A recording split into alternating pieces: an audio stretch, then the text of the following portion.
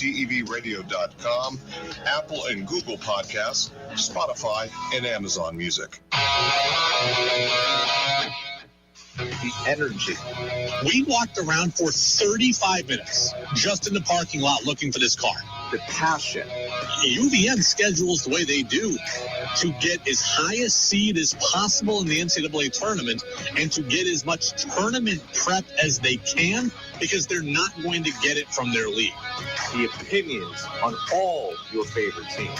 The organization should be taking care of Matt rather than Matt taking care of the organization. This is the Brady Farkas Show on WDEV AM, FM, and WDEVradio.com.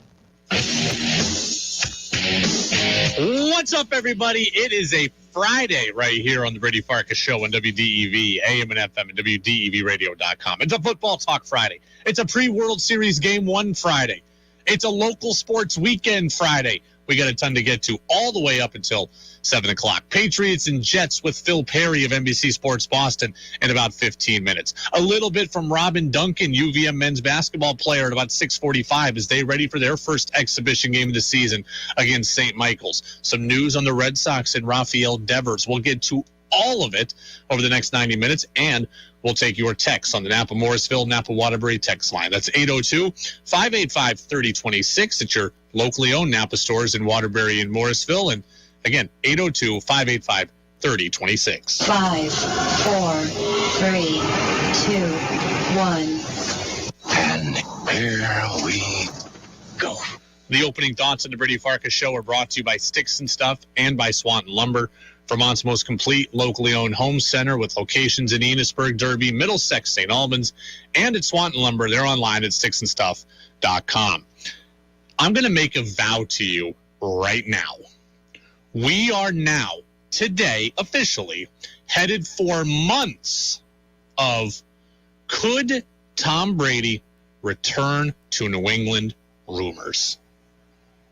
Today, that is where we are headed. And if you think I'm wrong, and if you think I'm crazy, we are not. It is going to be an off-season full of speculation. Before we even get to the off-season, there's going to be speculation.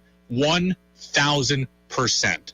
Because some of you laughed at me yesterday when we were talking about Tom and Gisele's celebrity gossip. Well, don't laugh anymore. Because Tom and Gisele are officially getting divorced. That is out. They filed for divorce. They put it out on social media. Their marriage is over. And I'll be perfectly honest with you. If you follow the breadcrumbs, it all kind of sets up perfectly for Tom to return to New England. And because it sets up perfectly, that's why you're going to be inundated with it for the next several months. Okay? Like I said, follow the breadcrumbs. Stay with me. Tom and Gisele officially announced their divorce. Therefore, he is not retiring. Okay, you can get that thought right out of your head. He just threw away his marriage and full parental custody. He just threw all of that away for football. So he ain't leaving it. He didn't give that up for nothing. He gave that up so he could play. So he's going to play. That's number one. Now that she's not around to, quote, hold him back, he will absolutely keep playing. Again, retirement talk, that's over. That's number one. 2, at the end of the year, Tom Brady is a free agent. He's a free agent. Tampa is in shambles right now, so he doesn't need to go back there. He's a free agent. He can go wherever he wants. He's not contractually tied anywhere, and he's not marriage-wise now tied to anywhere specific. Tom's in Florida, I'm sure in part because Gisele wanted to be in Florida because it's closer to where she grew up in South America. So that's not an issue anymore either. She doesn't want him playing. That's not an issue. She wanted him closer to where she wanted to be. That's not an issue. So, yep, that's breadcrumb number 2. Number 3, I told you yesterday, Mac Jones is on notice. He is absolutely on notice, and he's absolutely in the doghouse and falling out of favor in New England.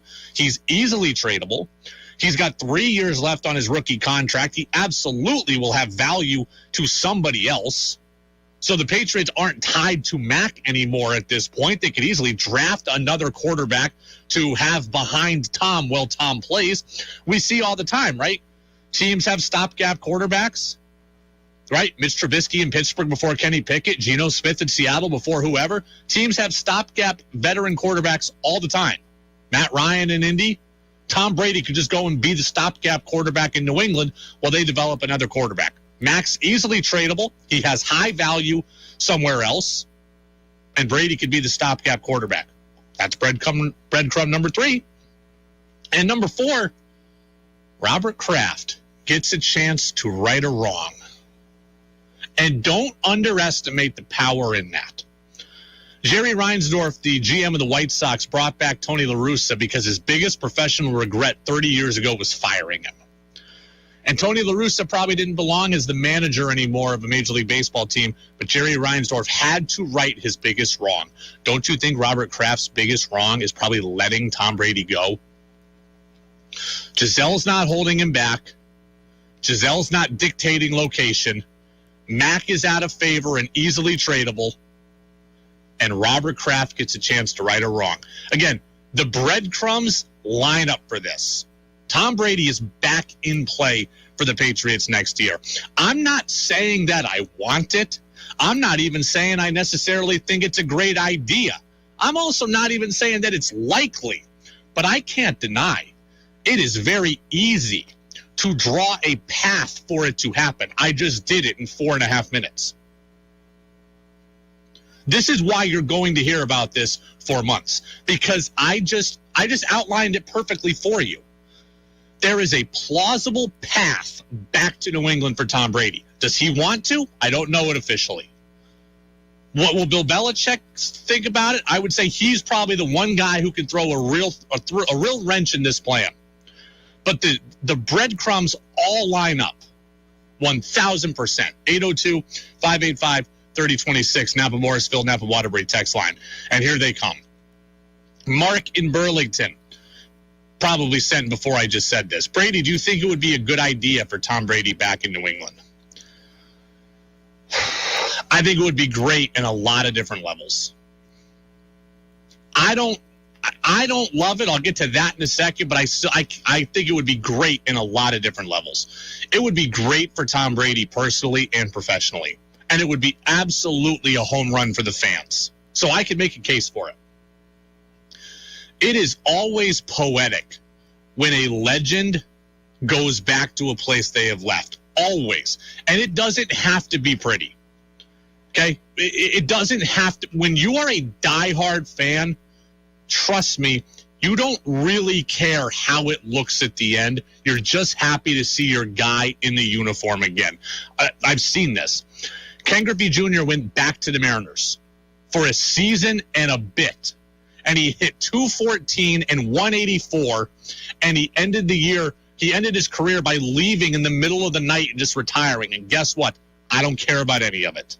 Because for 190 more games over that season plus, I got to see my favorite player in my favorite uniform once again. Again, he hit 214 and 184. I didn't even know that until I looked it up today. It did not matter to me. It was completely irrelevant. The team was bad. He was bad. He left in embarrassing fashion, and I don't care.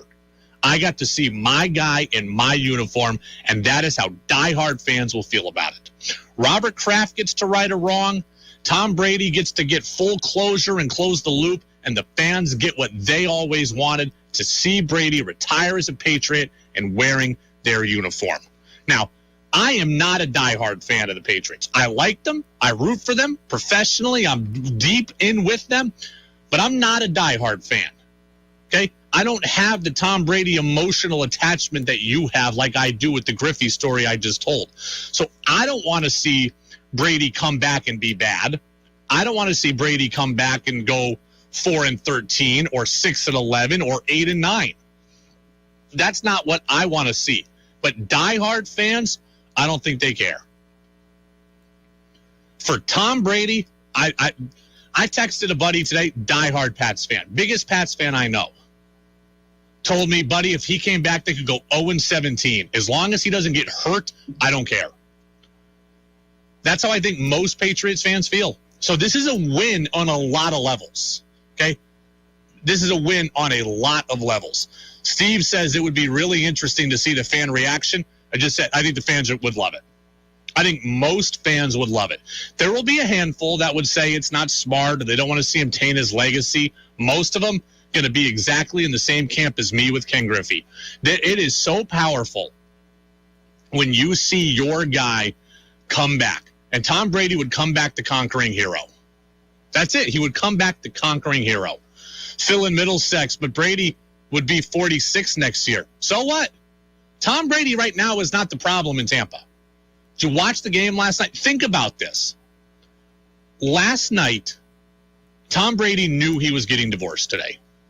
He played a game last night knowing his personal life was in shambles.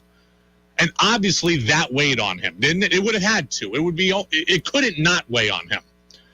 And I saw him drop multiple dimes into the bucket that is known as Mike Evans. He threw for 325 yards. Now, Tom Brady's issue right now is he's not having any fun. Right? That's the issue. The issue now is not that Brady stinks. The issue is that Brady has a short fuse, Brady is emotional, and Brady is not fully invested. Well, guess what? Without Giselle, he's going to be all those things again. Right? Everybody on this text line at some point in life has been through a breakup. And when you go through a breakup, what do? You channel your energy into something else. Tom Brady's going to channel that energy into football. He clearly has channeled his energy into either trying to save his marriage or being sad and emotional about his marriage or thinking about his marriage. Wherever he goes next year, Foxborough or anywhere, okay, there's going to be more fun. He's doing what he wants. He got his way. He is playing football. And now he doesn't have her pulling at him to not. And he doesn't have her getting on his case about it. So he's going to be happier. He's going to be having more fun. And as far as, not being invested, guess what? Tom was skipping OTAs. And Tom took 11 days off at minicamp. Why? To please her. So now he doesn't need to do that. He can just be his own man again, and he can go do whatever he wants, and he can go headlong into football. So Tom Brady's issue right now is that he's not fully invested because his mind isn't clear. His mind is going to be clear. I feel awful for their kids. I don't feel bad for Tom. I don't feel bad for Giselle. They both got $1 zillion, and they're going to find new supermodel people tomorrow if they want to. But I feel bad for their kids. But football-wise, this is going to reinvigorate Tom Brady because nothing now is holding him back. So if he came to New England or anywhere, they're going to be getting the best that he has to offer, which Tampa hasn't been getting this year. Another texter says, not sure he's welcome. Like hell he's not welcome. Oh, please. You can't actually believe that. Everybody knows that Bill Belichick is the villain in the Tom Brady situation. Everybody knows that. Tom wanted to be there. Okay, I'm sure Giselle didn't want him to be there, but Tom wanted to be there. And Robert Kraft loves him. And he loves Robert Kraft. And he was just at Robert Kraft's wedding. Belichick is the reason that it's not there. And Belichick is the guy that can stop all this. And if it came down to choosing between Robert Kraft or between Bill Belichick and Tom Brady, Robert Kraft, I don't know what he would choose. Frankly, I don't know right now. But that's the only guy I see being upset about this. The fans would love it. The media would eat it up. Robert Kraft would love it. Brady would end up loving it too. And it's just Belichick is the guy that can thwart all of it. I'm going to bring Phil Perry in on this momentarily. But, it's just this to me, I'm not saying it's likely because Belichick is a real issue here, but it's certainly possible. Lucy in Warren, Brady, you really wouldn't bring him back? Let me clarify this. Okay, let me clarify my position. I would bring Tom Brady back to New England if I could guarantee certain things would happen. And I don't believe I can guarantee all that I would need, so therefore I wouldn't do it. But if I could guarantee in a hypothetical world that X, Y, and Z would happen, I'd 1,000% do it.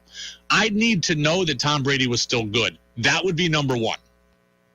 And I think that that's likely for the reasons that I just said. But I need to know that he's still good. He's got to be good enough to be my stopgap quarterback and help me have success on the field. I don't want to see him be bad. That would hurt me, at least, as a fan. But I also need to know he's good enough to help us win. I think that's probably likely. I also need to know that I could trade Mac Jones for a good haul. Because Mac doesn't have value to me sitting on the bench anymore. He's got 3 years left on his contract after this year. If I can move him and get a first-round pick, done in a heartbeat. I don't know that for a fact. We've got to see how Mac's going to play to determine what his value is going to be. I have no idea. Does he play great and his value is a first-round pick? Does he play awful and his value is a fourth and now he's worth nothing and I don't know. Then finally, I need to know I was drafting a quarterback high again. Because if the Patriots bomb out and finish 5-12, and I've got the number 6 pick in the draft, and I can take a quarterback there and get Tom Brady, do it in a heartbeat. But I don't know those things. So at least today, maybe in the when the offseason starts, we'll have some more clarity. But today, I don't know those things. So right now, I'm telling you it's not a great idea. But if the Pats finish with the 6th pick in the draft, they can pick a quarterback and Mac's got real trade value, then why wouldn't you at least strongly consider this? Why wouldn't you consider this? I want to loop Phil Perry from NBC Sports Boston into this. It's another Football Friday and another look at your New England Patriots. And I will put it at the feet of Mac Jones. I mean, you get the credit when everything's going well. First third down of the game, first drive of the game, you throw it right to the other team. 7 points going the other way. With all the info from Patriots Place, it's Pat's insider, Phil Perry. No, it's not that I think less of him. I think the fact that I am high on him leads to the honest criticism of him. I know he's better than the way he's played. On the Brady Farkas Show on WDEV AM, FM, and WDEVradio.com. Joseph says on the Facebook live stream, he's a Patriots fan since age 5, diehard, but also says he doesn't want Brady back. He thinks that he had his time, and let's move on and give Mac his. Yeah, the problem is that Mac, right now, his time is running out. His hourglass is shrinking because Bill Belichick doesn't seem to love him too much right now. All right, let's loop Phil Perry in on this. Our NBC Sports Boston Patriots insider, Patriots Jets coming up on Sunday. Phil, how are you? I'm doing great, Brady. Ready to go down to Jersey, have some fun down there this weekend. Yeah, it should be a very interesting game against the Jets. But before we get to that, I got to say, this doesn't feel – we're just having this conversation. This doesn't feel like tabloid stuff to me. This feels partially realistic. Tom Brady just threw away his marriage for football. He's clearly not retiring. He's a free agent at the end of the year and can go anywhere. Mac is in the doghouse. There is at least a plausible path for Brady to return to New England, isn't there not?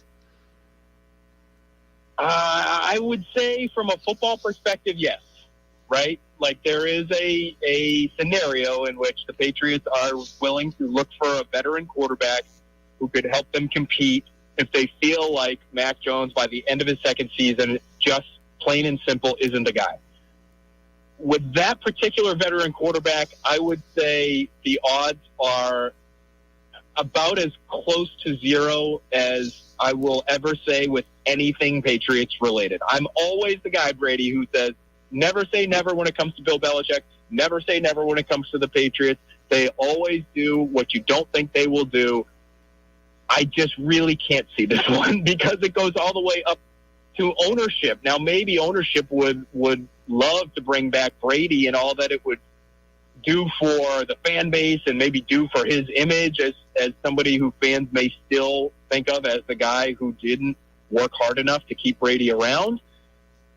I just think there's been enough in terms of closure with that whole deal that it would strike me as borderline impossible to reopen it. See, I think everybody would be, and I'm usually the guy that shuts down things right away, so you and I are in reverse here. I think everybody would love this except Belichick. I think the fans would eat it up. I think it would help Robert Kraft right or wrong. I think everybody would be okay with this except Belichick. I'm with you there. So if they have to, and I shouldn't say I'm completely with you there. I'm not sure Robert would be 100% in on that. But that being said, does Bill Belichick have to be removed from the equation in order to make something like, if we just continue this hypothetical even further? Maybe he does. And if they lose enough games this year, is that a possibility? Yeah. Maybe it is. I just find all of it together, all of those pieces of that equation, I find them more unlikely than likely. I guess I'll ask my last question on Brady here, because a texter asked me where else I think Brady could go if not New England in free agency. Would you think that Brady could end up in Vegas with McDaniels? Would you find that to be more realistic? Sure, I could see that. I don't know. I mean, what we do know is that commitment they made to Derek Carr wasn't really all that strong a commitment, was how they reworked his contract. It felt like we've got this year together and we'll see how it goes type of contract adjustment for Carr. So I could see that. I think really anywhere Brady goes, he's going to be the coordinator and assistant head coach, or assistant to the head coach, or, slash GM as well. So if he continues playing anywhere he goes, he's going to have a lot of power. The McDaniels reunion would be fascinating to me. Again, though, I'm not sure Josh McDaniels would necessarily be 100% all in on that, because if he's not thrilled with Derek Carr and you're him, aren't you looking to build long-term towards whatever your future is as a team? If you get Brady, that's an all-in kind of move, and if it doesn't work out, he might be washed out of Vegas in 2 years. So there's risk with this. Well, a fascinating conversation I'm sure we'll continue to have through the offseason, but we're talking with Phil Perry of NBC Sports Boston, our Patriots insider. Let's talk about the now Patriots. Let's talk about Mac. I know the word fair doesn't really apply in big business or in pro sports, but do you think what is being done to Mac Jones right now is fair? I think it's really difficult to expect a young quarterback, even one who is beyond his years in terms of his football IQ, which is what everyone would have told you over the course of the last 12 months or so. I think it's really difficult to expect that a young quarterback is going to go through 2 seasons in 2 new offenses and not experience some significant growing pains somewhere along the way. Add into the fact that the second offense that he's now working in is different from the first. The language is different. The coaching staff is obviously different and inexperienced relative to offensive quarterbacks, coaches, and play callers around the NFL. And there should be an expectation that this wasn't going to always look pretty. Now, has it looked even worse than that through 3+ games? I think there's an argument for that, just given the number of turnovers. But I would also say it is just 3+ games, 3 games and 3 drives into his second offense here. And there should be a little bit more patience afforded to him. I think that would be fair if he had a little bit more leeway, but it does not feel like he has that right now, Brady, given everything we've heard from Bill Belichick and given how we've seen Bill Belichick, never mind what he says at the podium, how we've seen him handle the position over the last week. I'm now fearful of what Mac is going to do on Sunday. I'm like really nervous for how he's going to play. I picture him now playing scared and looking over his shoulder and not taking chances that might be there. I picture him, just playing nervous and having happy feet and trying to do too much and turning it over. Like, I have worst case scenario vibes for Sunday. Are you talking me down on this one, or are you in the same camp with me? I will say this. I don't think you're wrong to have those fears. I do think this was a risk that Bill Belichick took, not only with how he handled the position on Monday, I think specifically how he handled his press conference on Thursday. Because think about this, Brady. All the questions he got about the quarterback situation for weeks, every time he heard one of those, he could lean on the fact that Mac Jones was hurt. Yep. And until Mac Jones is healthy, all of these questions are quote-unquote hypotheticals, and I ain't touching them. Okay, fine. Well, Mac Jones was removed entirely from the injury report. 36 hours, mind you, after he played his first action in 3 weeks with a high ankle sprain. Removed entirely from the injury report on Wednesday. On Thursday, we talked to Bill Belichick, and I'm expecting, because he's off the injury report, because we got the report from ESPN that he's starting on Sunday, that we would get a full-on commitment from Bill Belichick publicly saying, Mac's our quarterback moving forward. I don't want to talk about it the rest of the year. Mac's our guy. We're rolling with Mac. The same way he said those things about Cam Newton in 2020. Yeah. Absolutely. I get it if he doesn't feel like Mac Jones has earned those things, Brady, but the risk is if Mac Jones doesn't get the commitment that he feels he deserves and you turn him into a psychological puddle because you're refusing to commit to him, your team may be worse off for it for the reasons you mentioned, bad mistakes, too tentative, too aggressive, however it impacts him. Your team is worse off. And if it continues to trend in the wrong direction, well, now you're talking about a wasted first-round pick and starting over at the quarterback position. That is a scary place to be. The Jets are 5-2. They're demonstrably better than they were a year ago, and particularly on defense. But they have a lot of injuries. They have their own questions at quarterback, and that Zach Wilson, although he has the support of his head coach, he's not playing particularly well in this season right now. What do you see from the Jets overall heading into Sunday? Yeah, their offense shouldn't scare the Patriots. There should be a big game for this Patriots defense, and the Patriots are going to need it to be a big game for their defense because this is a really tough spot for the Patriots offense. I think the Jets defense is legit. Now, you could look at their recent opponents, and 4 of the last 5 teams they've played have been running backup quarterbacks out onto the field. And so that's going to help any defense's numbers statistically. I understand that. But I think they have real talent, not only in the secondary with Sauce Gardner, but up front, they are scary, man. You know, between Quinnen Williams and John Franklin Myers and Sheldon Rankins, I mean, they have real players. They have real talent up front. And your Patriots offense that now without David Andrews, and that would bother me, Brady. I think it's going to be hard for them to score. Phil Perry, Pat's Insider, NBC Sports Boston, with us here in the Brady Farkas Show on WDEV, AM and FM, and WDEVradio.com. Trade deadline is Tuesday, and you've kind of been out front of the Patriots trade deadline reports. You've got that the Pats are getting calls on all their wide receivers not named Tyquan Thornton, and I think it was either you or Doug Kyde that also threw in Jabril Peppers into the mix as well. I think if the Patriots weren't a team that I liked, I'd probably advocate for that team to sell. But because I like the Patriots and I want to see them win, I'm advocating for them to either buy or stand pat. What do you think they should and will do? I think there's a real case to be made that they should be sellers if they lose to the Jets. I do not believe that Bill Belichick will do that. I just don't think it's in his DNA. I think the closest you'll ever get to an admission of a down year is what we heard from him in 2020, where it's COVID, it's Cam Newton, it's a mess, and you're telling everybody to, I believe it was Charlie Weiss on Sirius XM radio, that this is a reset year for your cap. That, to me, you get one of those every couple decades. If you're Bill Belichick, I think that was his one. So I don't see him selling. I think I would, because I'm a big believer in the draft and building through the draft, and they've actually had a few pretty good drafts here. They're going to have another 2 or 3 before they, I think start thinking about Super Bowl contention. But I don't foresee that happening. I do think if they do anything in terms of selling Brady, it will be with guys that aren't critical to the foundation of the team. I would include Isaiah Wynn in that conversation. I would include Nelson Aguilar in that conversation. I would include Damian Harris in that conversation. I like Damian Harris. I think he's important to their backfield to help keep Ramondre Stevenson fresh, but it's clear to me which of those 2 guys is the healthier and better player. And so if you can get anything for those guys, I think you could get some compensation back and still not ruin your season.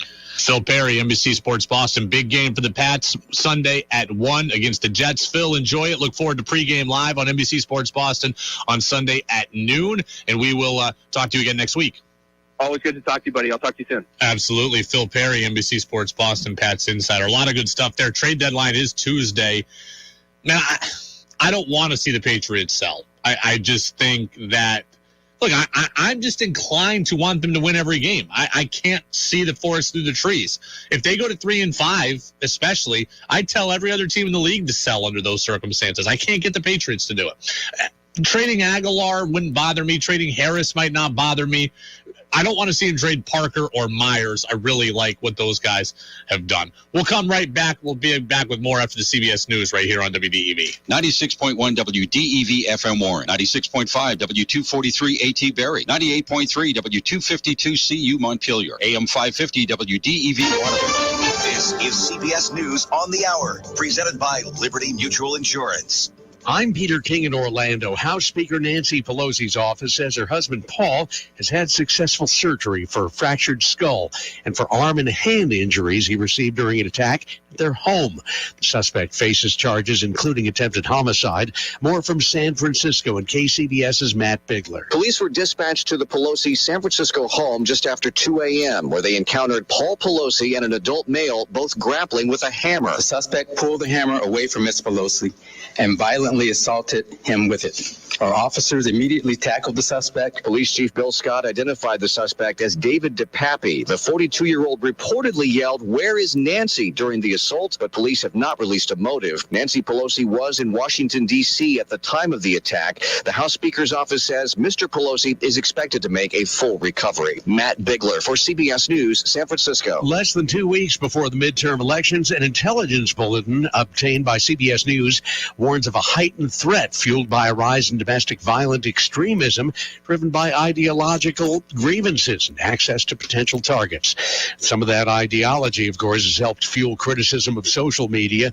With Elon Musk now taking over Twitter, many wonder what's next. CBS News political analyst Leonard Steinhorn. Twitter is already a pretty vibrant platform where people from all backgrounds and ideologies tweet their views. So the question is whether Musk will expand it to include people who spread disinformation, tell flat-out lies about our democracy, and spread hateful ideas. For early rock and roll lovers, it didn't get any better than Jerry Lee Lewis. Yeah, come on over, baby. Baby, you can't go wrong. Lewis was 87 when he died this morning at his home south of Memphis. Rolling Stone's Anthony DeCurtis says he was indeed one of a kind. As Jerry Lee Lewis himself said, there's very few of the greats left. And I'm not saying I'm one of them. I'm saying I'm the only one. That was very characteristic of Jerry Lee Lewis and in many ways a deserved remark. On Wall Street, the cheers followed a sixth straight winning day, fueled by this. Consumer spending continued to rise in September on a gain of 0.6% from the prior month, while the Federal Reserve's preferred inflation gauge rose 6.2%, matching the gain in August. CBS's Jason Brooks. The Dow closed up 828 points, and the NASDAQ gained 309. And we're just about 2 hours away from World Series Game 1 in Houston. The Astros host the Philadelphia Phillies. Justin Verlander starting for the home team. Aaron Nola for the Phils. This is CBS News. Liberty Mutual customizes your car and home insurance, so you only pay for what you need. Visit libertymutual.com to learn more. WDEV and Wheels for Warmth celebrate 17 years of keeping our neighbors warm and usable tires out of the landfill. Tires will be collected Thursday and Friday, October 27th and 28th at the Vermont Granite Museum in Barrie, Casella Waste Systems in Williston, Casella Construction in Mendon, and the Stowe Events Field. The tire sale will take place Saturday, October 29th from 8 to noon at 2 locations, the Vermont Granite Museum in Barrie and Casella Construction in Mendon. Support for Wheels for Warmth is provided by Guy's Farm and Yard. If it eats and grows, Guys can feed it. GuysFarmandYard.com. By Ladder One Grill and Pub, Barrie's favorite local spot located in the historic Barrie Firehouse. And by Bourne's Energy, fueling the future, celebrating 75 years of serving Vermont. Proceeds from Wheels for Warmth go to emergency heating assistance throughout Vermont. More information at wheelsforwarmth.org. Jameson Insurance is an independent agency serving the WDEV listening area that offers local service from local insurance professionals with national depth and resources. Whether it's home, auto, or business insurance, Jameson's seeks solutions to coverage and pricing questions for you from dozens of coverage sources. When you get a proposal from Jameson, you know that they've done their homework, and you have peace of mind. Reach out to them at JamesonINS.com. Attract the birds to your feeder this year with a great selection of premium bird seeds at family-owned Guy's Farm and Yard stores. Keep the unwanted critters out of your feeders with new critter-resistant feeders and attachments to your feeders to stop the litter robbers. Guy's has your pets well-nourished with top-of-the-line pet foods, accessories, toys, beds, and kennels. Questions? Ask the experts at Guy's Farm and Yard, Portland Street, Morrisville, Berry Street, Montpelier, Taft Corners, Williston, and Fairfax Road, St. Albans. The Brady Farkas Show now has an interactive text line, so reach out now at 802-585-3026.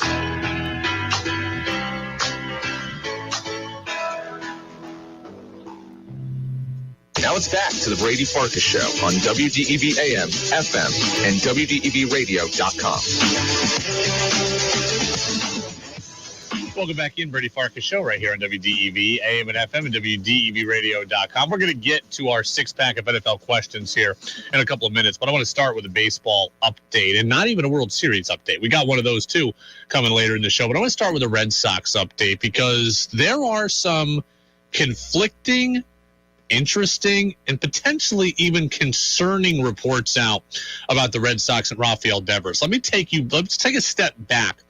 Earlier this week, the Spanish-speaking media reported that the Red Sox were down in the Dominican Republic and they were making a hard push to re-sign Rafael Devers to a long-term extension. Now, Devers is not a free agent. He has 1 year left on his contract, so they could do nothing and he'd still play for the Red Sox next year. But the Red Sox are trying to get Devers under contract long-term, which I think we're all in favor of. So the Spanish-speaking media said they're down there. They are working hard at it. The English-speaking media here stateside said, not so much. The Red Sox are just kind of down in the Dominican, making natural off-season rounds. And it was Devers' birthday on Monday, so it would be natural that they'd check in. So that was where we were at earlier in the week.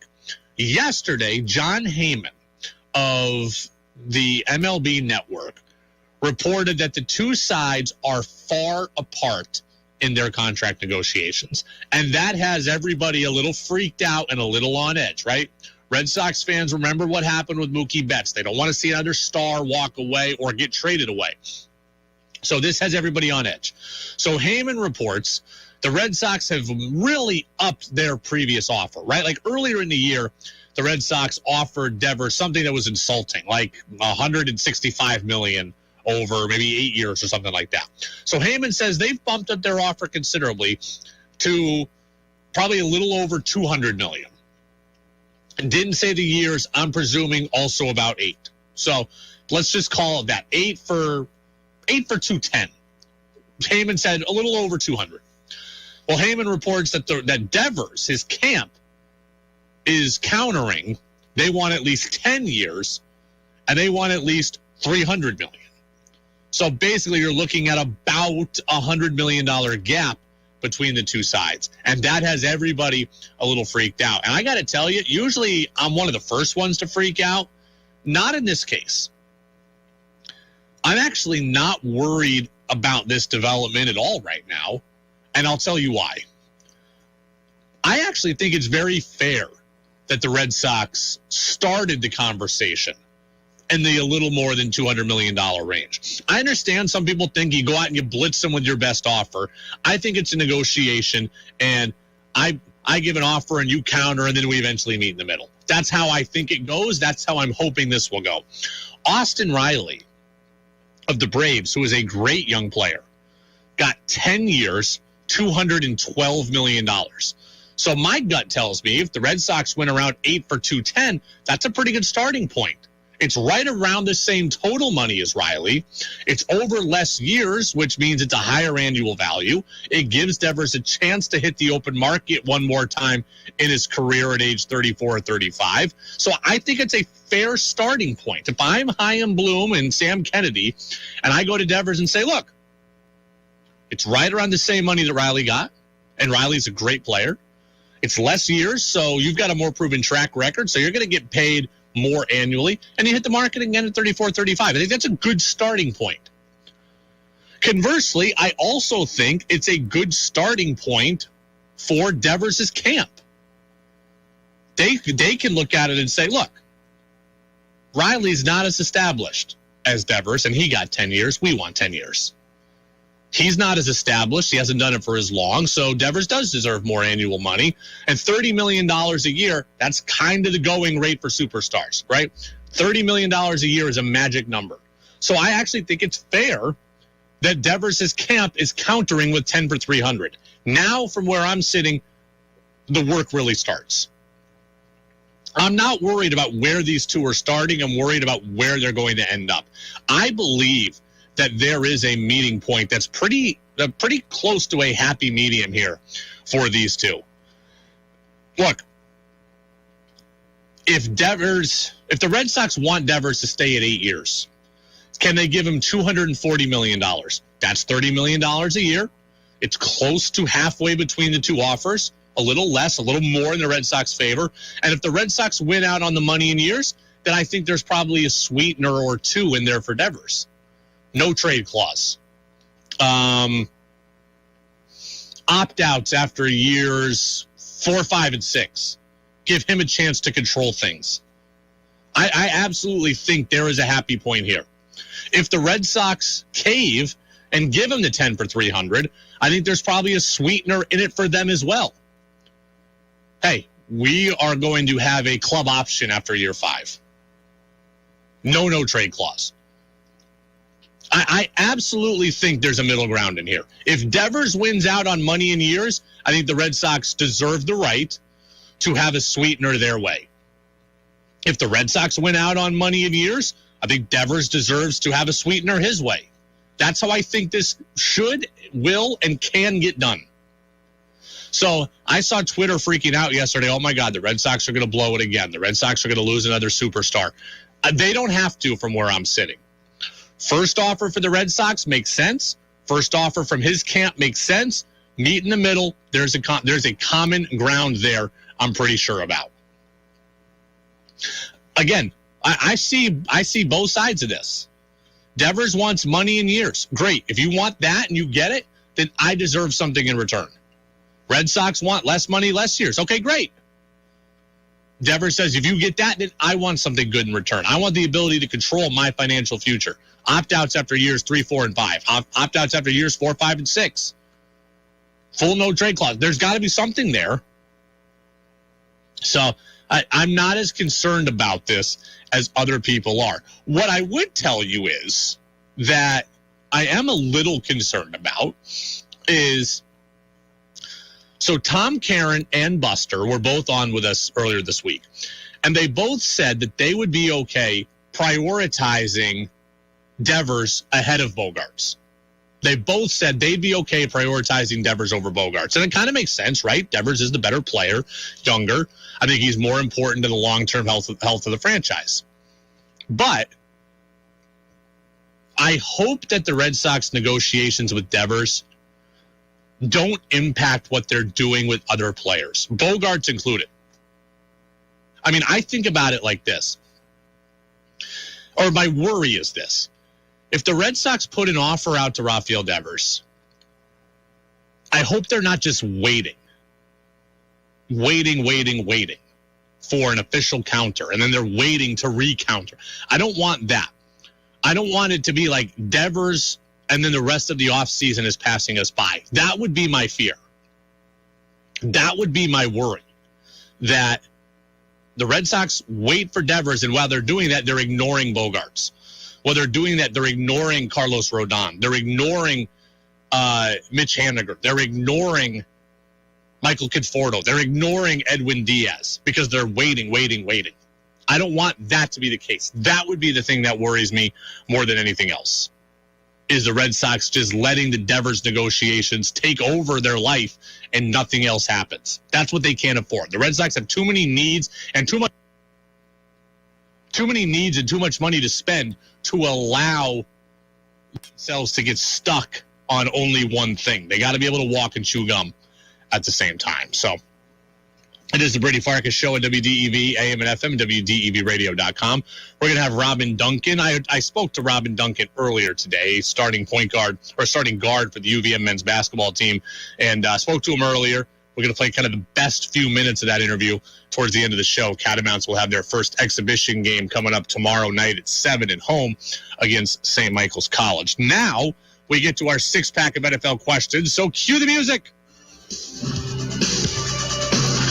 All right, big voice guy, question number 1. The best game of the NFL weekend is? Best game of the NFL weekend. For my money, that's the game that's going to be the Fox National Game of the Week on Sunday afternoon. It is the 49ers and the Rams.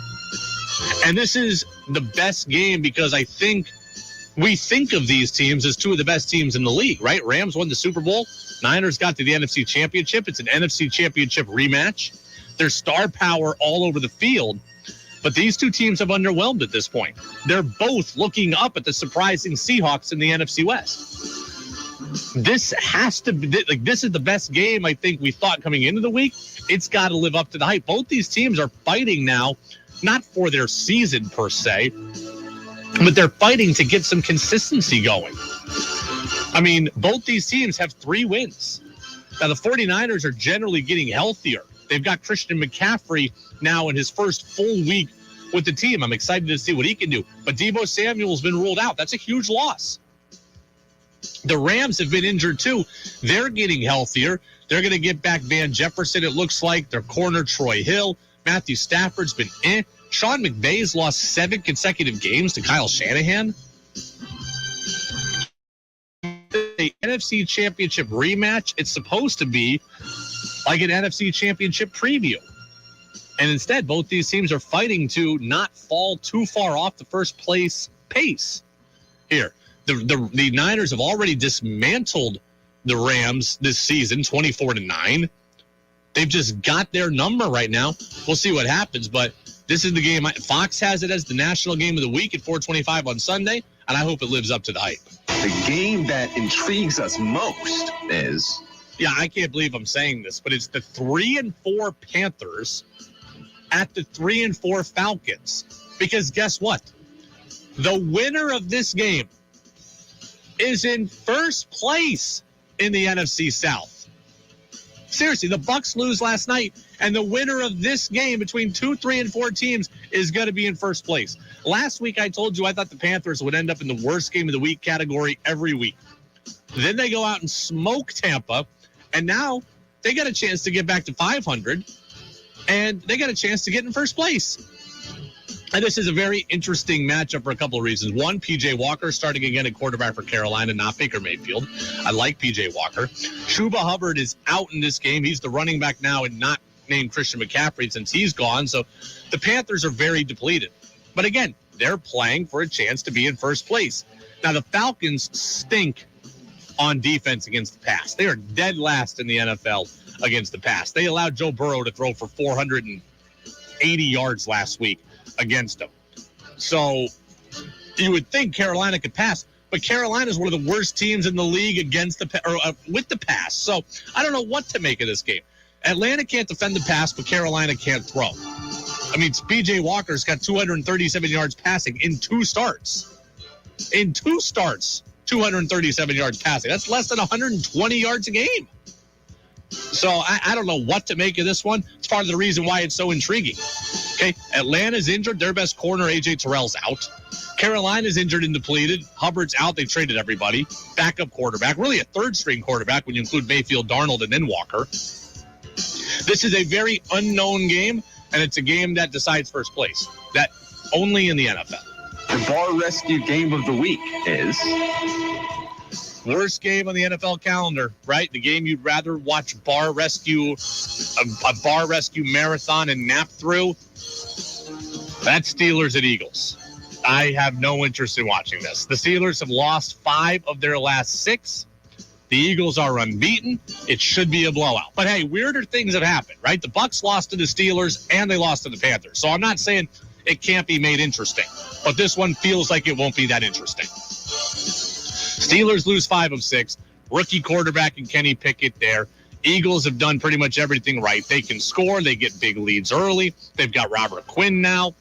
This game has the hallmark of the Steelers have already lost a game to Buffalo this year, 38-3. This has the feeling of 31-10. People in Pennsylvania will be interested.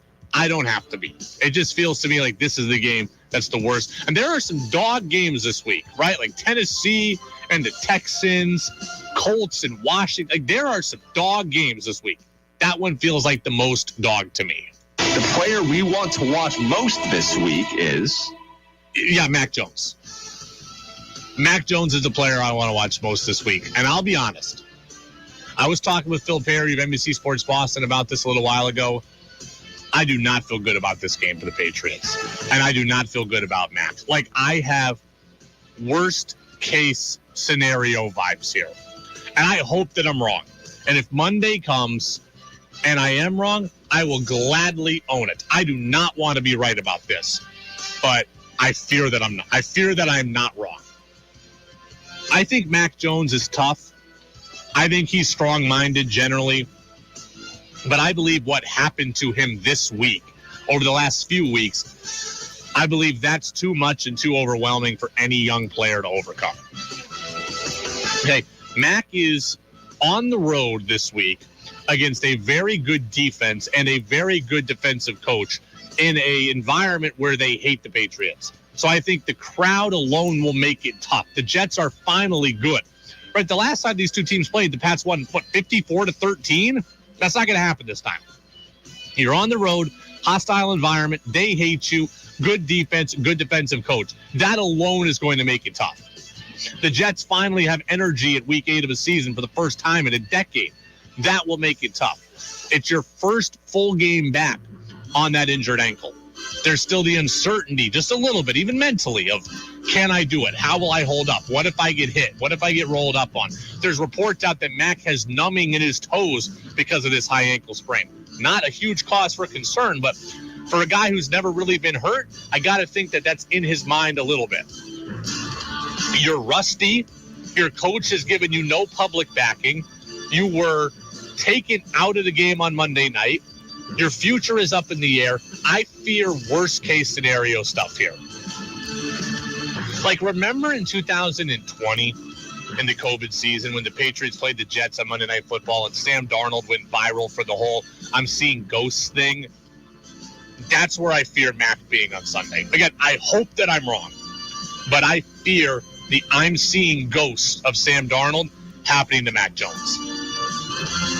I can see him playing very, very tentative out of fear of making a mistake, and I could see him passing on chances that he should take.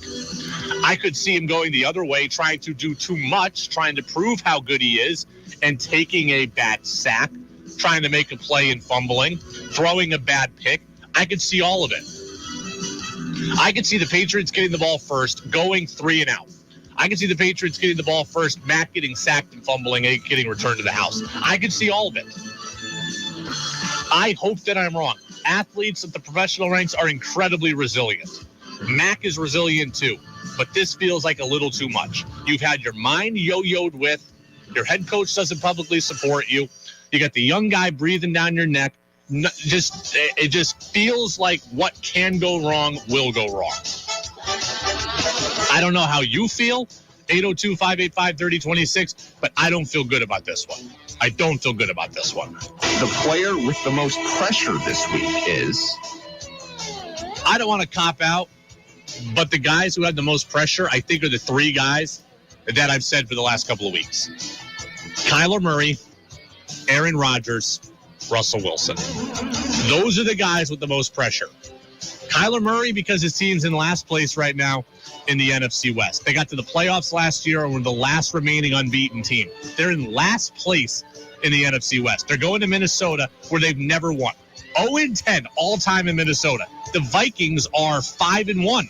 So Kyler Murray has a tough game in a tough environment, in a tough dome, in a place the franchise has never won, and you're in last place.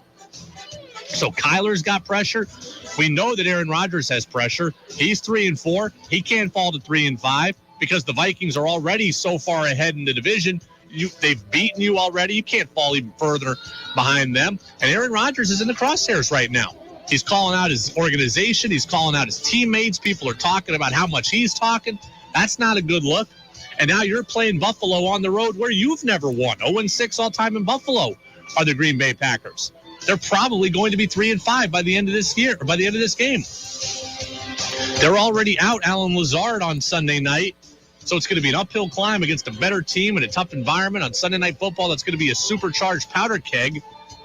And Aaron's got to come and try to stop the bleeding, and I don't know that he's going to be able to. And then Russell Wilson, he might be fighting for his coach's job. The reports are out that Nathaniel Hackett might be fired if the Broncos lose this game.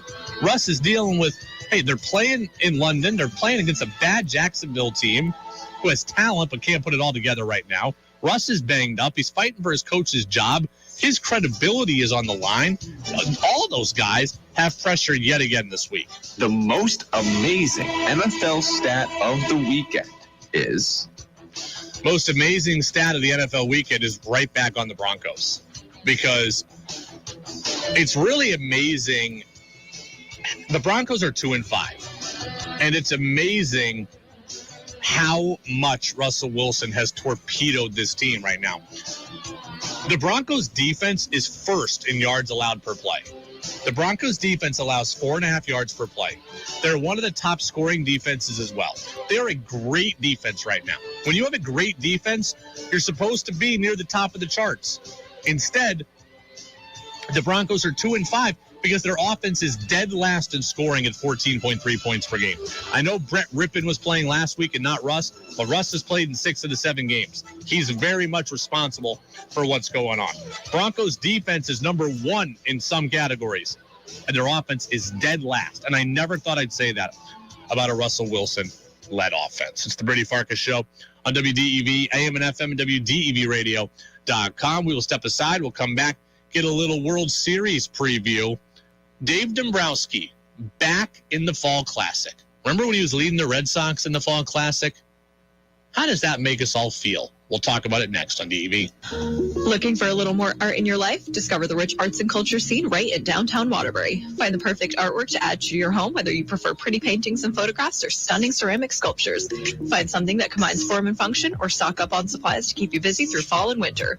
Or take a self-guided tour of Waterbury's fantastic public arts in downtown and beyond. While you're looking, keep an eye out for the architecture and other landmarks, or combine it with a historic walking tour. Discover the creative side of Waterbury. Learn more at discoverwaterbury.com. Waterbury Sports is North Central Vermont's source for all the gear you need to have fun outside.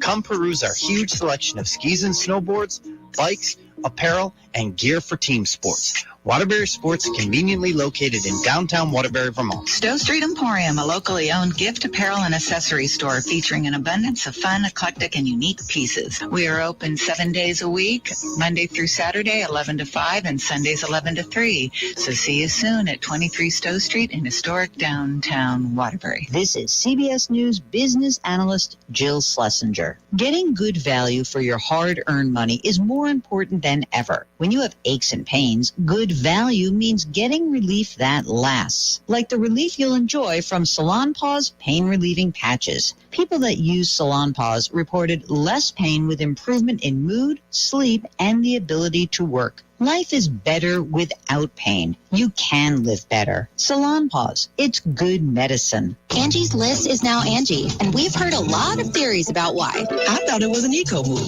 Fewer words, less paper. No, it was so you could say it faster. No, it's to be more iconic. Must be a tech thing. But those aren't quite right. It's because now you can compare upfront prices, book a service instantly, and even get your project handled from start to finish. Well, sounds easy. It is, and it makes us so much more than just a list. Get started at Angie.com. That's ANGI. Or download the app today. WDEV and Wheels for Warmth celebrate 17 years of keeping our neighbors warm and usable tires out of the landfill.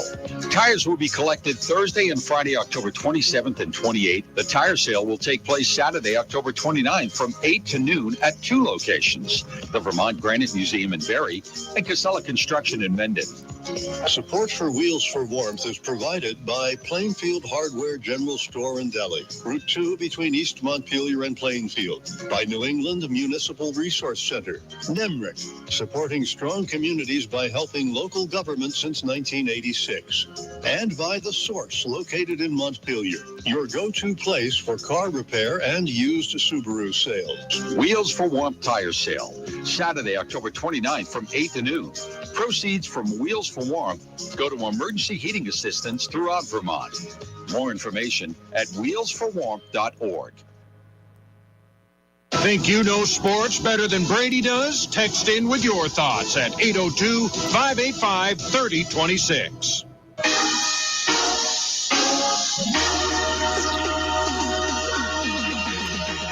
Now it's back to the Brady Farkas Show on WDEV AM, FM, and WDEVradio.com.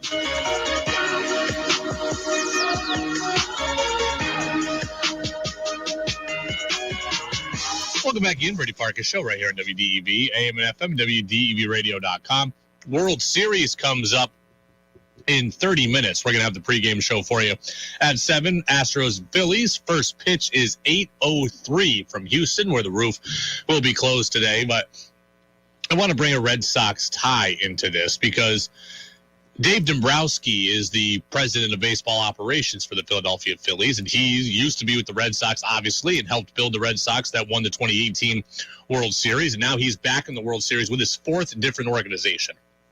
Dave Dombrowski is on a Hall of Fame track as an executive, right? He got there with the Marlins, he's got there with the Tigers, he's got there with the Red Sox, and he's gotten there with the Phillies.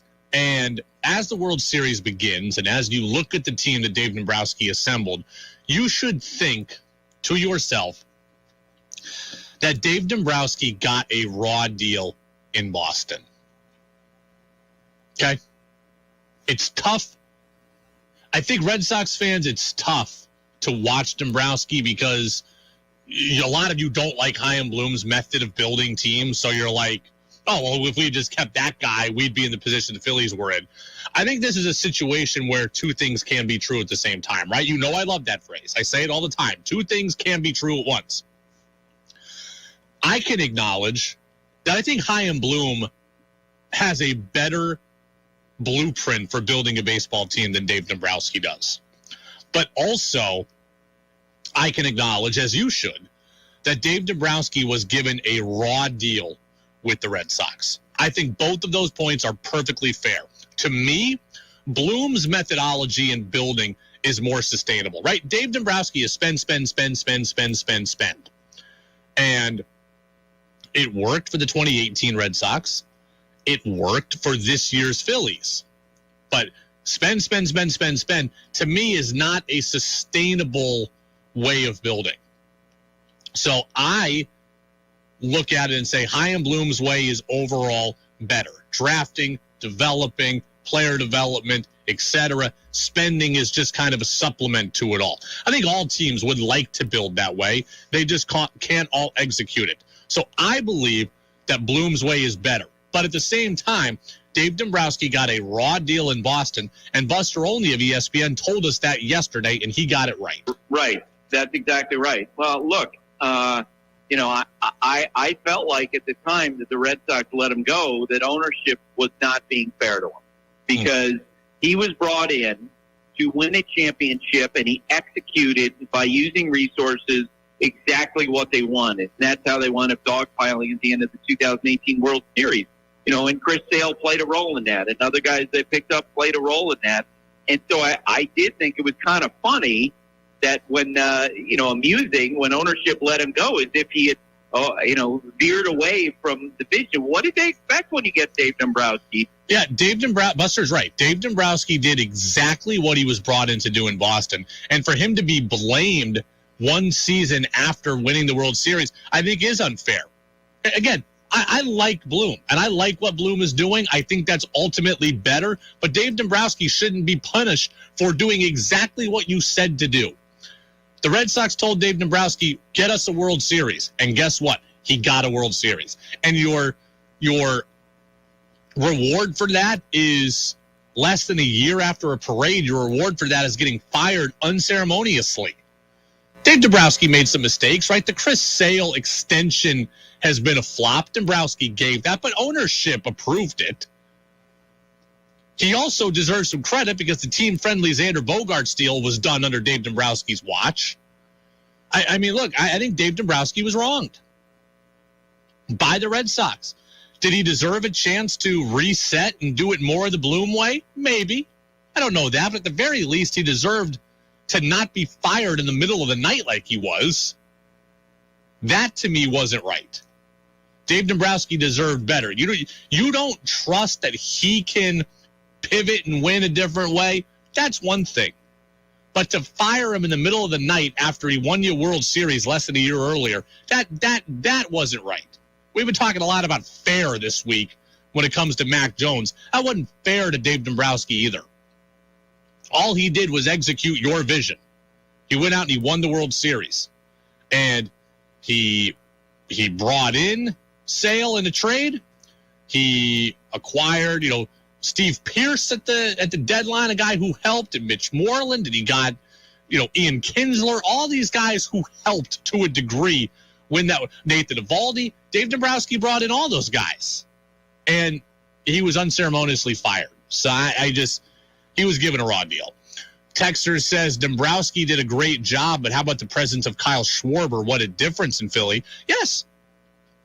And that's also a product of Dave Dombrowski and the Phillies ownership group willing to spend. Okay. Dombrowski went out and got who? Right? I'm trying to remember everybody that he has signed. I mean, this year alone, Nick Castellanos and Schwarber. And I believe Zach Wheeler is one of his. I believe Bryce Harper is one of his. I'd have to go back and officially check the timeline on that stuff. But maybe Harper was 1 year earlier. But I'm not even positive about that. But he definitely has brought in a number of people, Schwarber being one of them. I like Bloom's way better. But Dombrowski's way worked, and it's exactly what the Red Sox wanted and needed at the time, and he deserved better on the way out the door. Again, if you didn't think he could if you don't think he could execute what you want now, that's one thing.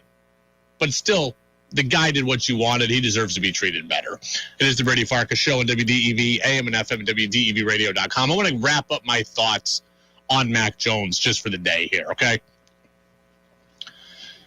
The Patriots, this is just a word to them.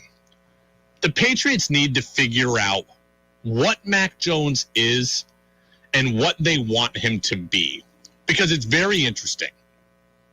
As we think about the Patriots moving forward, the Pats need to figure that question out, because I think that's where a lot of confusion comes in on the issue. I've seen a lot of people say exactly what Dan Orlovsky of ESPN said yesterday, right, about Mac. I will challenge the Patriots. Run the same offense that you ran with Bailey Zappi for Mac Jones. So that's what Dan Orlovsky said. Others have said the same thing, that Zappi's running a better offense than Mac is. My question is, for the Patriots, who do you think Mac is and who do you want him to be? Because if you want Mac to play more like Zappi's been, that's fine. But if you do that, you are telling us that you have a more limited player than we had hoped for. If you think Mac is, and if you want Mac to be limited, then understand that if you're running the Bailey Zappi offense, Mac is a guy that you never fully will trust, you'll never fully believe in, and you should never pay. And you will have a distinct limit to that kind of player. If you're going to run the Bailey Zappi offense, you're going to run the ball a lot, you're going to max protect, you're going to give him simple read throws, you're going to run a lot of play action, and that's going to be the offense. If you want Mac to do that, that is fine. But you're telling us you have a limited player and you will have a definitive ceiling. Baker Mayfield played that kind of way, right? Run the ball in Cleveland, a lot of play action, handful of deep shots, made the playoffs once, won one game, out in 4 years. That's it. Mitch Trubisky played an offense where they were kind of covering for him, right? Rely on their defense, run the football, got to the playoffs a couple of times. Won a division once, out in 4 years. Okay? If you want Mac to be a Bailey Zappi clone, you are going to have a limit. And you're telling us you don't think Mac is very good. If you want him to be that, then let's just let him be that, but let's acknowledge the shortcomings in that. If you want to see if Mac can push the limit, if you want to see that he's better than I think he is, if you want to see that he's better than the Bailey Zappi-led offense, then you need to let him play like he was playing earlier in the year and let him learn from it. Because Mac Jones, the downfield passer, has far more upside than the Bailey Zappi clone. If you want to bring the best out of Mac Jones, test him, bring the absolute best out of him, then let him play free, let him make mistakes, and let him grow. Everyone seems to be fearing Mac Jones throwing interceptions. Well, let me tell you this. Matthew Stafford threw the most picks in the NFL last year and won the Super Bowl. Josh Allen threw the second most picks last year and might be the MVP this year. Joe Burrow threw the third most picks in the NFL last year and got to the Super Bowl. So good quarterbacks can throw picks, good quarterbacks can overcome them, and good teams can have quarterbacks that throw interceptions. If you want Mac to be the safe Bailey Zappi clone, then understand you've got a very limited player. If you want Mac to become Joe Burrow, which is the comp everybody made for him last year, right? When Joe Burrow was going to the Super Bowl, everyone's like, Mac could be Joe Burrow. At his high end, Mac is Joe Burrow. If you want Mac to be that, then you've got to let him play that way. Understand that when you throw the ball down the field, yeah, you're going to get some picks, but the upside and the statistical output is so good that it's worth the risk. Joe Burrow threw 4 picks on opening day today, or this year. He's now got 15 touchdowns and 5 picks for this season. He's figured out how to play. Last year, he threw 34 touchdowns against those 14 picks. If that's the ratio Mac can get, then I'd be okay with it. The Patriots need to figure out what Mac is and what they want him to be, because that is a lot of the confusion. Beginning of the year, they wanted him to be the downfield passer. They didn't like the results. Guess what? Let him keep going. Let him figure it out like Burrow did, like Allen has, like Stafford does. Let him see if I'm going to throw 14 picks this year, let me see if I can throw 34 touchdowns. Earlier in the year, they gave him that freedom, and now they don't like the results, and they want him to pull back. If you want him to pull back and play poorly or play safe, then fine, but there's a distinct limit to Mac's career and your team's success in that way. I promise you. You can win games. You can get to the playoffs. You can play conservatively like Cleveland did in 2020 and win, but you're not going to win the Super Bowl. You're just not. Tex says, have they damaged Jones's confidence where he now doubts his decision making? I bet absolutely. I told you this week, I am incredibly fearful about Mac Jones this week. I think this week's going to be really ugly, and I don't know what's going to happen to Mac next after this, because I think that Mac Jones is so damaged by what's happened here, while also a little bit fearful of his ankle, that I think he's going to play horribly in New York.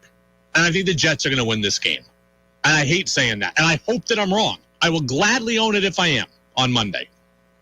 But I think the Jets are going to win this game. And I can see this being a game where Mac throws 3 picks and no touchdowns.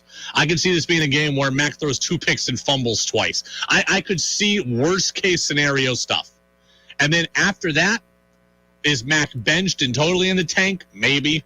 Or is Mac just playing and now very, very worried and fearful about where he's at? That's quite possible also. I just don't. I think that this week was too hard for Mac to overcome. Physically injured, mentally injured, emotionally injured, and his coach doesn't have his back. I think Mac is in a bad place this week against a much better Jets team, and I think the Jets are going to win this game. I think it's going to be low scoring.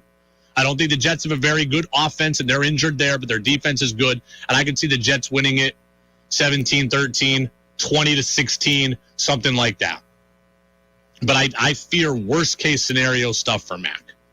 I hope that I'm wrong. It's the Brady Farkas Show on WDEV, AM and FM at WDEVradio.com. UVM basketball kicks off its exhibition slate tomorrow night against St. Michael's College. You'll hear the best from my talk earlier today with point guard Robin Duncan. That's next on DEV. If you're in Central Vermont and looking for hockey gear, look no further than Waterbury Sports. Hey, this is Caleb. Since we opened in 2015, Waterbury Sports boasts one of the best selections of sticks, pads, skates, and accessories. Plus, our expert skate sharpeners can't be beat. Not a hockey player? No problem. We have loads of warm, comfortable soft skates and figure or hockey blades that any skater will enjoy. Don't forget, our seasonal ski lease program has started, so come in and reserve your gear today. Waterbury Sports, Central Vermont's hockey headquarters, downtown Waterbury, Vermont. Borns Energy is proudly volunteering again at Wheels for Warmth, October 27th through the 29th. As Born celebrates their 75th anniversary, they reflect on other community programs they've had the privilege of supporting. From their annual turkey drive to the many years employees have delivered Meals on Wheels to their support of the Stowe Performing Arts, Borns Energy looks forward to the next 75 years of giving back to Vermont. Connect with them on Facebook or learn more about their community involvement at bornsenergy.com. God, would he? Go with the Chimney Wizards. Plainfield Hardware General Store and Deli, along with Selkirk Chimney Pipes, has the lowest prices on the largest selection of 6 and 8-inch pipes. Metal Vestas Chimney Pipes and Plainfield Hardware carry DSP close clearance interior pipe that has a lifetime guarantee. Central Vermont's Metal Vestas Chimney and Vent Pipe source is Plainfield Hardware General Store and Deli. Route 2 between Plainfield and East Montpelier. Just because you're away from your radio or out of our broadcast range doesn't mean you have to miss out. Listen live on the WDEV stream, brought to you by AARP Vermont. WDEV's morning, midday, and afternoon news services, Vermont Viewpoint, and the Brady Farkas Show can all be found on the WDEV stream at WDEVradio.com. Brought to you by AARP Vermont, working to bring down the cost of prescription drugs for all Americans. AARP.org/VT. Going to the Village Grocery is a lot like visiting an old friend, whether it's your first time or your 5th day in a row. Fill up at the pumps, where a penny of every gallon is donated to a local charity. Pop in for a muffin and coffee, or visit the deli for inventive twists on your favorite sandwiches and crave-worthy lunch specials like lasagna and mac and cheese. The Village Grocery is a neighborhood treasure, flush with laid-back charm. The Village Grocery, Main Street in Waitsfield. Your chance to be part of the show is on the text line at 802-585-3026. Now it's back to the Brady Farkas Show on WDEV AM, FM, and WDEVradio.com. Welcome back in, Brady Farkas Show on WDEV. Kyle in South Burlington, what kind of quarterback would the Pats have in Zappe if he had 20 starts? I think they would have a quarterback that looked a lot like Zappe in his first couple starts. I think they would have I think with Zappe you have to play conservatively. I don't think that Zappe can be a guy who's going to sling it all over the yard in the NFL. I think that Mac has more in him. And I give you Geno Smith, case in point, right? Geno Smith was terrible for a long time. We all thought that he was bad. You would assume that if Geno Smith was starting, you'd have to play a very conservative offense. Geno, just don't make mistakes. Well, guess what? Geno's playing ball right now, and his coach has his back. His coach is confident in him. And Geno, it might be leading your fantasy team right now. And Geno's probably going to the Pro Bowl. If you let a guy do it and you have faith in him, he just might surprise you. So who do you want Mac Jones to be? I want him to look more like Geno Smith right now. But I need to know that he's got the support of the organization, and right now he doesn't. If you want Mac to look like Geno's looking, then let him play, let him make some mistakes, and let him correct them. If you want him to play conservatively, fine, but know then that he's never going to be the guy for you, because guys like that aren't the guys. Baker Mayfield wasn't the guy. Mitch Trubisky wasn't the guy. Jared Goff wasn't the guy. All their teams moved off of him because they're not the guy. And that's where Mac Jones is headed. UVM men's basketball, they are opening up their exhibition season tomorrow night, 7 o'clock at Patrick Gym. They are taking on St. Michael's College. I spoke earlier today with point guard Robin Duncan, and I started out asking him about John Becker's confidence in him. Because last week, John Becker told me that Robin Duncan is probably going to be a guy who handles the ball a lot along with Finn Sullivan. And look, I said, Robert Duncan's had a lot of really good guards in front of him in his time here, right? His own brother, Ernie Duncan, his own brother, Everett Duncan, Steph Smith, Ben Shungu. It's been hard to find consistent playing time. I said, how much did JB's assurances mean to you? Yeah, it's definitely rewarding. Playing next to Finn is like, this year he's been so much better. And I think that he's ready to take another step, to fill in a missing piece that we had last year with Benny. But every year I've played with just great people. When you can play next to guys that actually care about you and aren't worried about themselves, it's easy to play with guys like Ben and Finn and Ernie, my own brother, and Steph as well. But playing with those guys has always been great, and I've never had a problem with sharing court time with those guys. Talk to me a little bit about Finn, because I'll plead ignorance on this. When he came in last year, I thought of him as a shooter. I was like, this guy belongs in a corner or on a wing, catch and shoot, knock down three. I didn't realize he was apparently as good a ball handler as he is, or as good a floor general as we're going to see this year. How good is he in that point guard position? He's a beast. Honestly, I think he can do it all. He can shoot mid range. He's got the three. And And he's got some sneaky bounce. I don't think anyone's really seen it. He threw one down left-handed last year on somebody. I can't remember who it was, but I was like, he went to the hoop left and did it. He can get up, honestly. He can really get up. He's had some posters in practice. But no, he can really do it all. Before he came in, I think he was just known as a passer, really. But when he started to shoot the ball so well with passing, and he sees the floor so well, he sees the game so well. And I think the biggest thing he has is the competitiveness. It's the guy, when he's locked in, he's really locked in. But yeah, he's such a great competitor. You know, everyone's excited about Dylan Penn coming in to transfer from Bellarmine, and he's hurt, obviously, right now. We don't know when we're going to see him out with that broken hand, but you obviously got a chance to play with him in the summer, given that you guys had the Montreal trip. How good is Dylan Penn, and how excited should we all be about him? Dylan. So I've known, I don't know if you know, but I've known Dylan since I was a little kid. I was going to let me get to that first then. Is Evansville, Indiana, the basketball mecca of the world or something? I mean, there's a lot of talent, I think, in Evansville. And so, yeah, I've known Dylan forever, and we played together since probably 4th grade. We played on teams together, played against each other. Went the same, literally like 5 minutes from each other. Schools are 5 minutes from each other. But no, he's a monster. He's can basically do it all. He's just such a great finisher around the rim. And on top of that, an incredible kid who fits our culture to the T. I mean, he's just such a great player. It's a unique game he's got, right? I'm watching the highlights, and that tells me something, but I've talked to other people, like, we haven't really seen a game like this. Like, in a game that now is all about dunking or hitting threes, he seems to be the just opposite of all of that.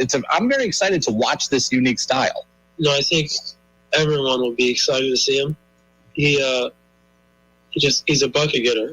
You've heard of that term before. He's a bucket getter. He has the toughness, and I think he's got the championship DNA in him already. So it's just great to have another guy who's won a championship before, who's been in the kind of the trenches of like tough games, and he's got that experience. Being that you're all from Evansville, did you help recruit him here? Did he call you before he came here and ask for some info? How did that go down? No, so I started doing my work early. I was like, I noticed that he had, Bellarmine can't go to the tournament again the next year.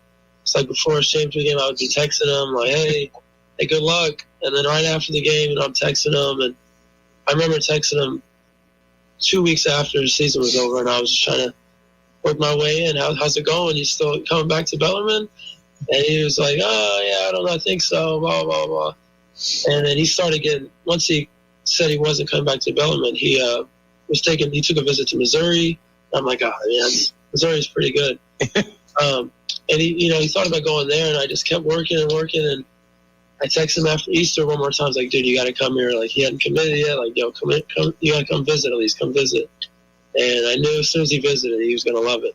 And he was ready to come here on his visit. So, with a recruiting doggedness like that, it sounds like college coaching might be in your future. Do you know what's coming next for you after this season ends? Yeah, I kind of really want to enjoy this year and then see what happens. I kind of would love to play in the Philippines since I'm half Filipino after this year. But I could do that. I could be here in Vermont training with my brother with his business, our business now. Yeah, I could do anything. I'm not sure yet. We'll see. Well, let me ask you this is my stock question I ask. I think about this a lot. I actually was just saying this about the Celtics the other day. It was my worry about them.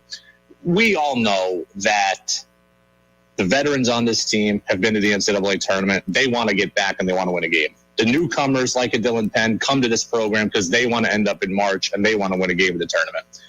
Knowing that the end goal is on everyone's mind, how do you not overlook the regular season? Like, how do you not just keep looking ahead and focus on what's in front of you? Yeah, well, we definitely have to focus on what's in front of us because it's going to be a tough schedule. I mean, having an 8-day trip in California is going to be hard. Playing some teams, then coming to play Iona, that's going to be a tough game. Bahamas trip will be a tough game. But I think, obviously, we're made in March. You want to work towards March. That's why we have to go through all these games and try to keep learning from it. Like, after a tough loss, I can't just get our heads down and, we got to work through them and kind of find that identity by March so we can come in there and be ready to win a championship. Well, we're certainly hoping that another championship is won for the Catamounts. UVM kicks it all off tomorrow. I know it's just St. Michael's College, but hey, it's the first chance to see the Cats. Again, Dylan Penn's going to be out for this one with that broken hand, but there's a lot of players to go and watch. I want to see what Sam Alamutu does. Want to see if Michelle Ndiashimiye, the kid from Rice, gets in the game. Want to see how Finn Sullivan looks handling the ball. Want to see how their big guys are. So there's a lot of things to take away. And when we get here on Monday, we'll talk a lot about Patriots-Jets. We will also talk about UVM Hoops and how they looked. And we're going to have the UVM Hoops broadcaster, Brian McLaughlin, is going to be on the show with us on Monday. The full interview with Phil Perry, the full interview with Robin Duncan, they're both available on our podcast channel already at Apple Podcasts, Spotify, and at WDEVradio.com. Yeah, I'm thinking, I am so pumped for UVM Hoops. Like, if it's going to be cold, and it's going to be dreary, and it's going to be windy, and it's going to get dark at 5 o'clock, it might as well be basketball season. And I'm ready for it. I don't think this UVM team is going to be as good as last year, at least at the beginning for sure. I think it could be a tough non-conference portion given how hard the schedule is and given Dylan Penn's injury. But once we get to the league, we could see some very, very exciting basketball, and the league looks better this year too. Albany looks better, and Bryant looks like an excellent addition to the America East Conference. So I'm excited for that. I'm excited for the Patriots Sunday at 1. We will not have the game this week because we've got NASCAR playoffs. It's above my pay grade, everybody, so no one text me and be mad about it. But enjoy the NASCAR race at Martinsville, and we'll be back with the Patriots soon. I got the Jets winning 20-16. I hope for the best. I fear the worst with Mac. We'll tell you if I was right or wrong on Monday. I hope and want to be wrong. Have a great weekend, everybody. Go Pats. Enjoy the World Series, which is next on DEV. Hi, this is Kim Farnham. I'm the